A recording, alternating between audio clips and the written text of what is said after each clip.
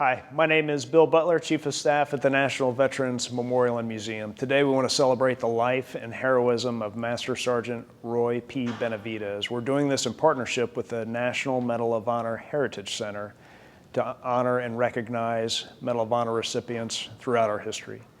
Here at the National Veterans Memorial and Museum, we are unique in that we share the story of the veteran experience with America. We don't have any tanks on our lawn or field artillery pieces outside the front door or helicopters suspended from the ceiling. We share the stories of veterans from all areas of service, all branches of service throughout our history. So I want to talk about Master Sergeant Roy P. Benavidez. He was born on August 5th, 1935, to a Mexican farmer and a Yaqui Indian mother in Texas. He joined the Texas Army National Guard in 1953 during the Korean War, and then transitioned to active duty in 1955, serving in the 82nd Airborne Division and then the 5th Special Forces Group. His service in Special Forces took him to Vietnam, where he fought courageously and valiantly in 1968, and we want to talk about his story and his experience and what he termed 6 hours of hell. On February 24, 1981, President Ronald Reagan presented Roy P. Benavidez with the Medal of Honor in the Pentagon. Reagan turned to the press and said, and I quote, "If the story of his heroism were a movie script, you would not believe it." The President of the United States of America, authorized by Congress, March 3, 1863, has awarded in the name of the Congress the Medal of Honor to Master Sergeant Roy P. Benavidez, United States Army, retired. Let me read the plain, factual military language of the citation that was lost for too long a time.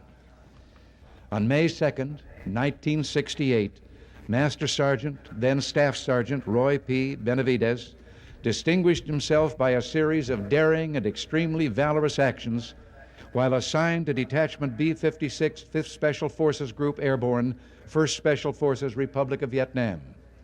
On the morning of May 2nd, 1968, a 12-man Special Forces reconnaissance team was inserted by helicopters in a dense jungle area west of Loc Ninh, Vietnam, to gather intelligence information about confirmed large-scale enemy activity. This area was controlled and routinely patrolled by the North Vietnamese Army. After a short period of time on the ground, the team met heavy enemy resistance and requested emergency extraction.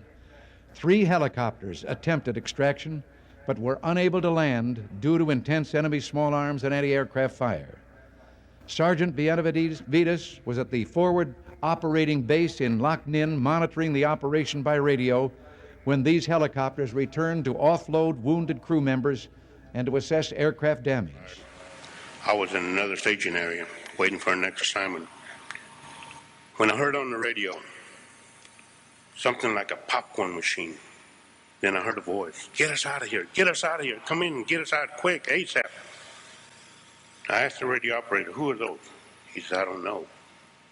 They haven't gave us any call sign." And I saw some helicopter pilots run to the flight line, scrambling. I ran right behind them.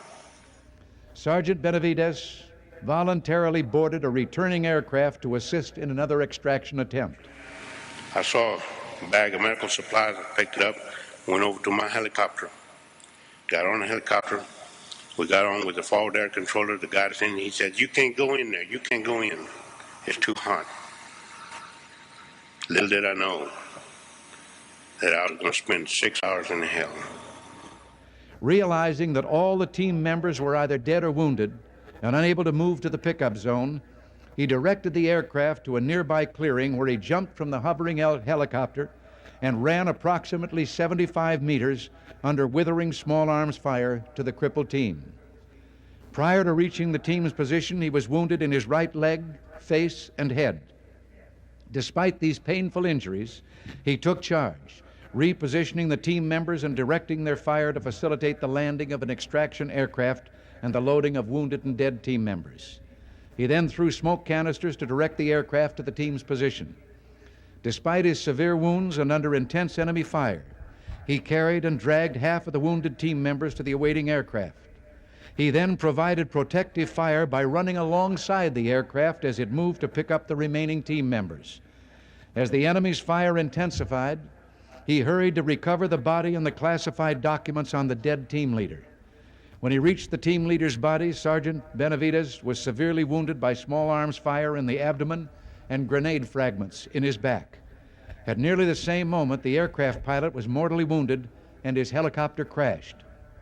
Although in extremely critical condition due to his multiple wounds, Sergeant Benavidez secured the classified documents and made his way back to the wreckage, where he aided the wounded out of the overturned aircraft and gathered the stunned survivors into a defensive perimeter. Under increasing enemy automatic weapons and grenade fire, he moved around the perimeter, distributing water and ammunition to his weary men, reinstilling in them a will to live and fight. Facing a buildup of enemy opposition with a beleaguered team, Sergeant Benavidez mustered his strength and began calling in tactical airstrikes and directing the fire from supporting gunships to suppress the enemy's fire and so permit another extraction attempt. He was wounded again in his thigh by small arms fire while administering first aid to a wounded team member just before another extraction helicopter was able to land. His indomitable spirit kept him going as he began to carry his comrades to the craft. On his second trip with the wounded, he was clubbed from behind by an enemy soldier. In the ensuing hand-to-hand combat, he sustained additional wounds to his head and arms before killing his adversary. He then continued under devastating fire to carry the wounded to the helicopter. Upon reaching the aircraft, he spotted and killed 2 enemy soldiers who were rushing the craft from an angle that prevented the aircraft door gunner from firing upon them. With little strength remaining, he made one last trip to the perimeter to ensure that all classified material had been collected or destroyed and to bring in the remaining wounded. Only then, in serious condition from numerous wounds and loss of blood, did he allow himself to be pulled into the extraction aircraft. Sergeant Benavidez' gallant choice to join voluntarily his comrades who were in critical straits, to expose himself constantly to withering enemy fire, and his refusal to be stopped despite numerous severe wounds saved the lives of at least 8 men.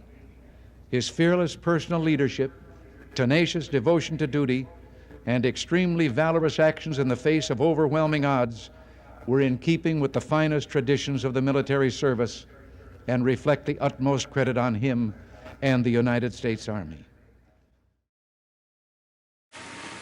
You heard what the President read, the citation of how I earned the Medal of Honor. But he didn't tell you of what I went through when I engaged in the hand-to-hand combat. I was hitting them out with the butt of the weapon. My jaws were locked. After my last return back to the helicopter, when I was boarded on, I was holding my intestines in my hand.